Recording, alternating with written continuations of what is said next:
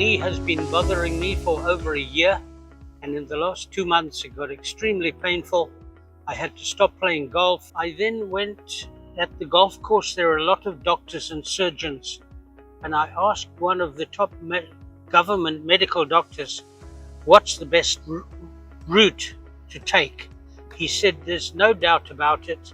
You go to India because the technology is 30 years ahead of this country, and you'll come back feeling solved, problem solved. Then we met a gentleman in Bulawayo who was going to facilitate the whole process. It was very simple. It didn't take long for us to get our medical visas, and we traveled just overnight, and it was a very easy trip. And since then I've been looked after like a king. During the surgery there was absolutely no pain whatsoever. I just heard the robot start up and then I fell asleep. Then the surgeon guides the robotic arm to remove the arthritic bone and cartilage from the knee. A virtual boundary provides tactile resistance to prevent the surgeon from removing more than just the arthritic bone identified in the preoperative plan. And visual cues, shown in green, appear on screen to show how much bone to remove. Collectively, these cues help the surgeon stay on the preoperative surgical plan.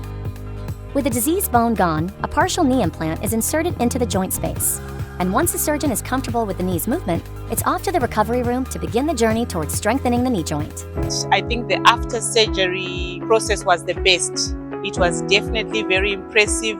They have an amazing, what's called a pain management system. He didn't have a single bit of pain. He was very, very happy after the surgery. We got to the hospital about 3 o'clock in the morning, and from that time onwards it was like you didn't have to do a thing. Everything was done for you. When we got to Wockhardt, the hospital nurses, the doctors were very welcoming, and from the beginning they don't waste any time. Straight away he had all the tests done. Within the next day he was in surgery. Whilst he's been having treatment here, I've spent a lot of time within the hospital. Even as an attendant, I also got to have some tests done by the physicians here, and that was a great experience for me too. It's just unbelievable that so much can be done in one place without leaving the building. And within 2 days he was already walking.